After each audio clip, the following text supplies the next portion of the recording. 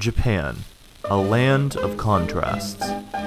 A place where the natural meets the urban, where the new meets the old. A country where the quiet meets the loud, and the tranquil meets the frenetic. Join me, Bryce Bible, a freshman at the University of Tennessee, as I set out on an adventure of a lifetime to Tokyo, Japan. Together we'll experience some of the amazing food, shopping, entertainment, and nature that Tokyo has to offer. You're watching Bryce Abroad.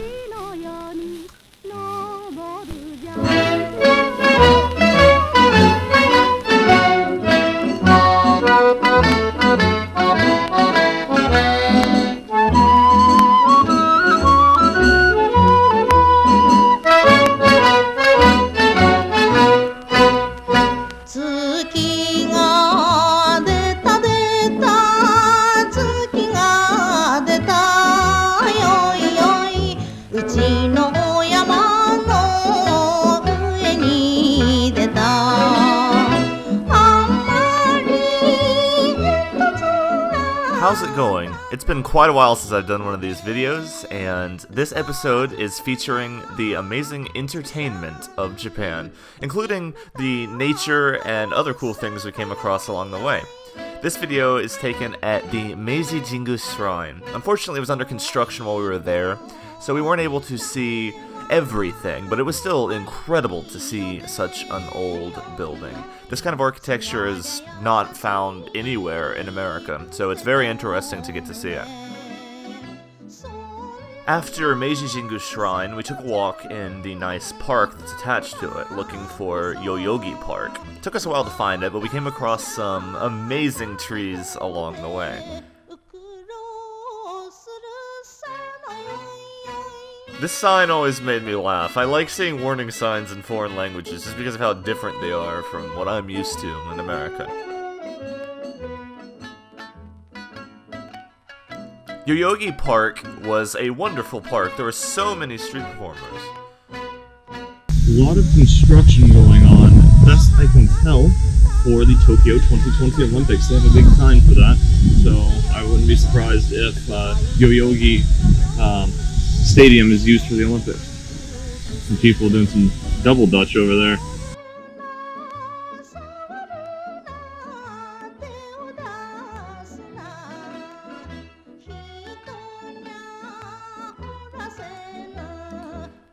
At Yoyogi Park, there were tons of people practicing their skills, street performing, all kinds of things, and it makes me feel like it would be the perfect place to spend a Saturday afternoon.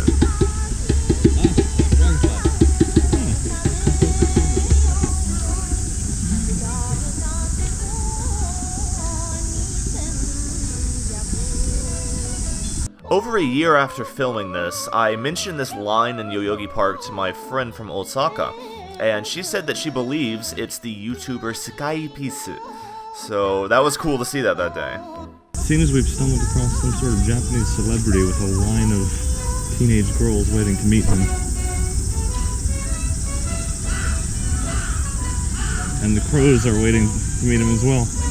It was interesting to have this connection with my friend from Osaka over a year after this. I happened to be at the park at the same time as one of our favorite YouTubers, and we had that sort of shared moment a year later, so that was pretty cool.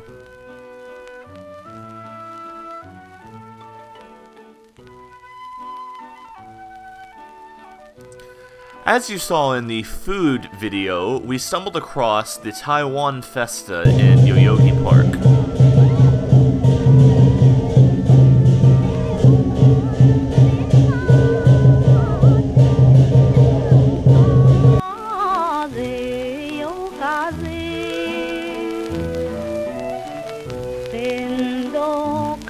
So, our next stop is something that I've been very excited about for quite a while. So we're heading to Forest of Owl. It's like those cat cafes that started popping up in the US too, but with owls. So they have drinks, they got coffee, they got food, and they got owls, and you're allowed to pet them. I really hope I'm able to film in there because I'd like to show you guys some owls. So I'll sneak some if I can't officially. Kanpai, kanpai. Kanpai. Vending machine. beer in the vending machine. You don't see that in the US, do you? Anyways, see you guys in a bit. So I could be wrong, but I'm pretty sure all of these people are standing around waiting for this store to start sales of this shipment of Nintendo Switch consoles, because they had a sign out front, and today is the day they get a shipment. And there's probably, what, 100 people here? More than that. 100, probably a lottery. 150, yeah. They usually have a lottery. You wait in line to get a ticket. You have a chance to win a Nintendo Switch, well, to buy a Nintendo Switch. So I could be wrong, but that would make complete sense. Owl do no Mori's entrance was incredibly inconspicuous. You probably couldn't have found it unless you knew exactly where it was and had navigation like we did. With the price of entry, you received a beverage from their vending machine, and I believe the price of entry was something like 500 yen, so not bad at all, and you're allowed to stay as long as you like. That's different from what I've experienced, at least in the US cat cafes. Some of the owls were allowed to roam around and do whatever they like. I saw one jump on a table, actually. But some of them were tied down by their foot so they couldn't fly around. But it was quite interesting. There were many more owls than I expected to see at a place like this, and they all seemed very well behaved and calm, and almost all of them you were even allowed to pet. So, quite an amazing experience. It was one of the most unique things we did while we were in Tokyo. There's nothing like an owl cafe anywhere else in America, so it was a very cool experience.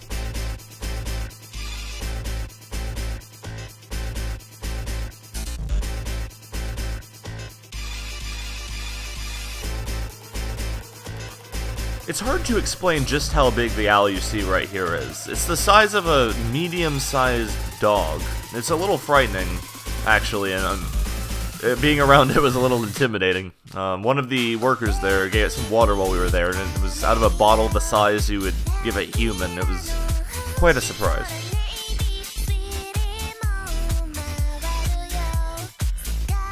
Barn owls are my personal favorite kind of owl.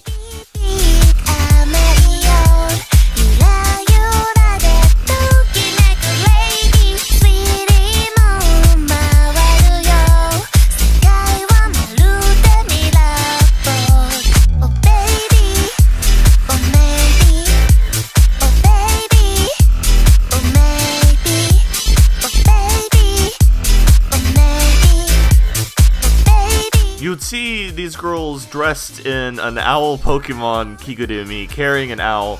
They would walk around all of Akihabara and allow you to take a photo with whatever owl they had with them to advertise. The forest of owl was really cool. They had probably 30 owls.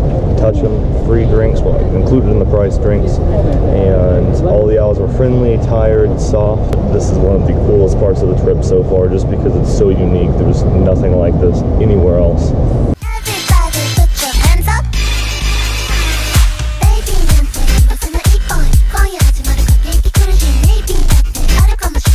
It's hard to overstate the popularity of gachapon machines in Japan. Though we have similar capsule machines in America, they're nowhere near as popular. And for good reason. It's incredibly satisfying to receive a large plastic capsule with something actually interesting inside of it.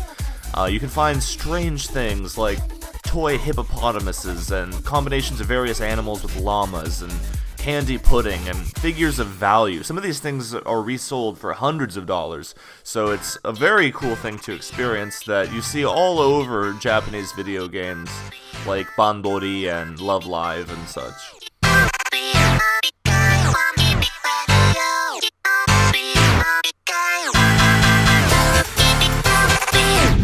So it appears that fire has struck in Tokyo. If anyone knows what was going on here, please comment below. I'm still curious as to what exactly happened to the station that day.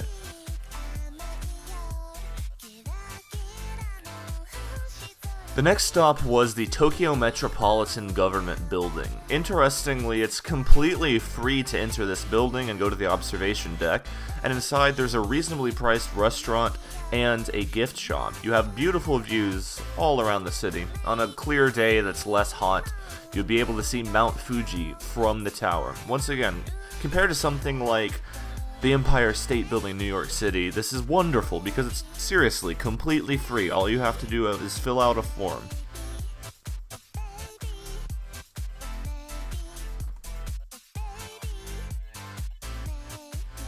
It's difficult to convey in words or video just how big Tokyo is. From the airport to City, Tokyo is over an hour by direct train. When looking from the top of this building, you cannot see the end of the urban sprawl. Even though it's peppered with giant parks and green spaces, Tokyo is absolutely the largest city on Earth. It is amazing. Our next stop was the Samurai Museum in Shinjuku. Our guide Yusuke showed us all of the amazing artifacts and even let me try on some samurai armor. There's a really cool demonstration by someone who claimed to be the last living samurai. So that was a very neat thing to experience and an affordable price for what you get.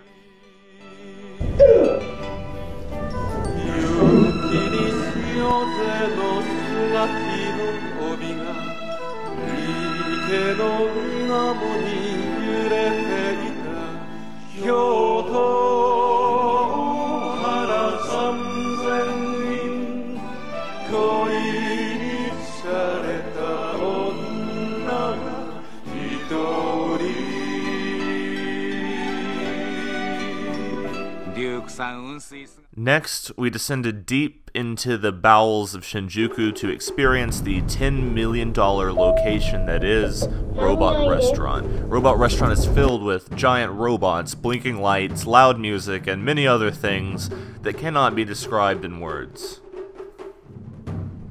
The lights and walls themselves are almost painful to look at, and that makes it all the more beautiful to experience it in person.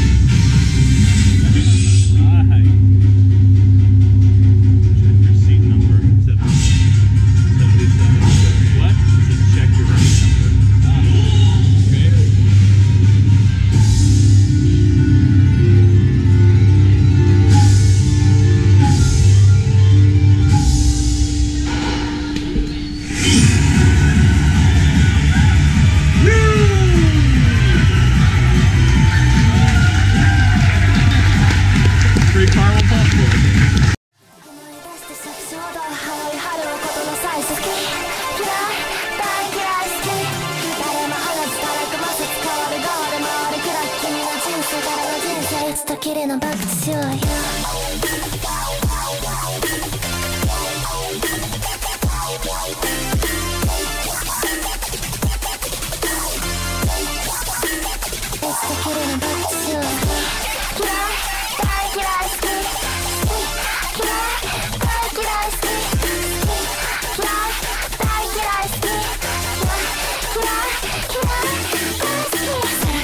君次第で全部変わるベール剥がす泥のろした中身暴くいつの間にか見失った宝物はどこにいたドキドキしたオープニング思い出して作詞踊る払い春うことの最初それが本当真の誠誰も話すたらくませ変わる変わる回るくらい君の人生誰の人生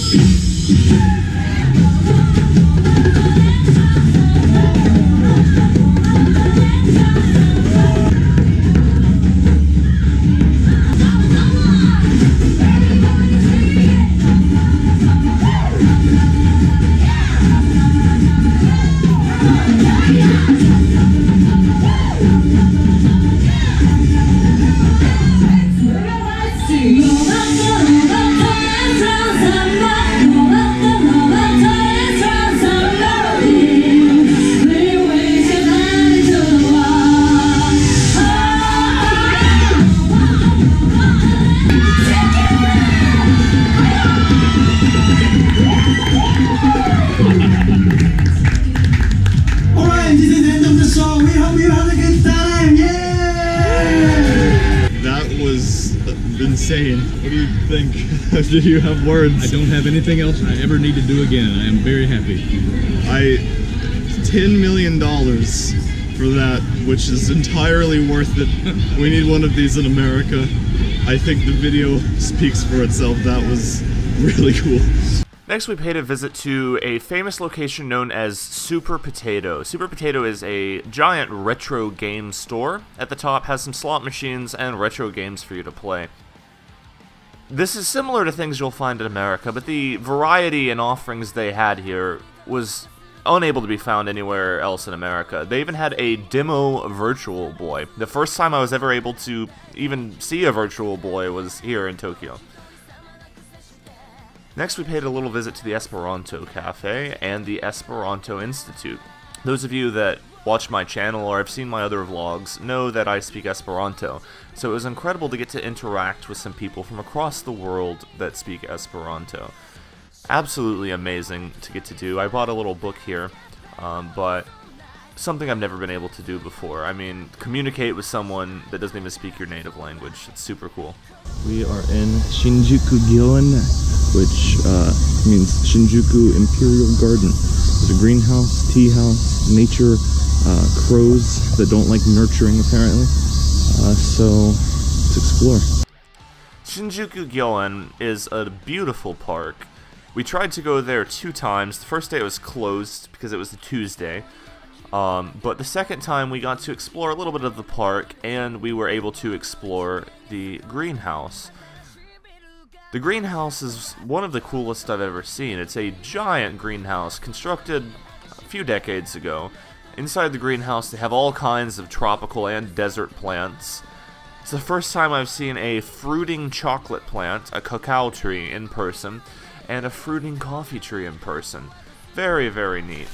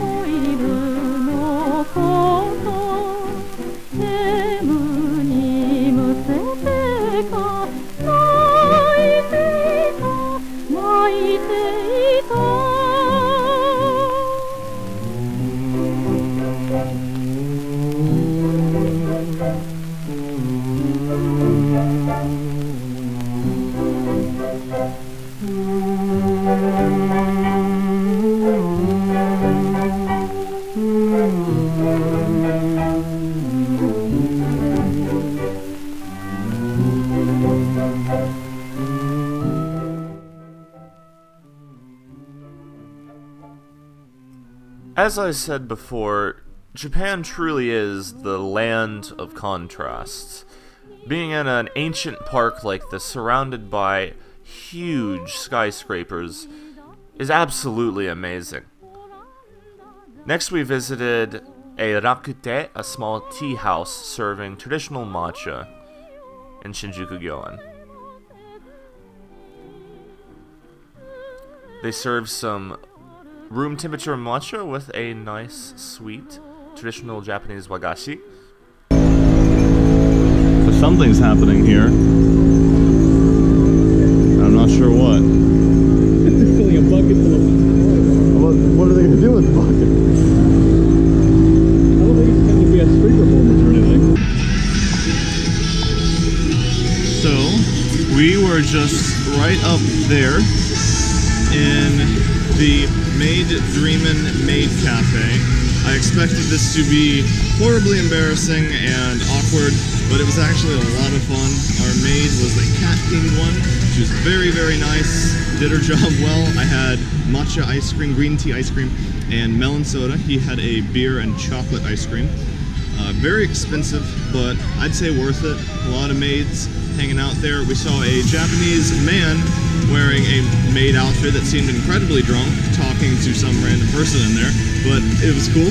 And it's our last night here, so that's a wrap for entertainment. あら、私どうしましょうっていうかどうかわからないけど呼んでやれ花子さん、みどりさん、みささん、のぶこさん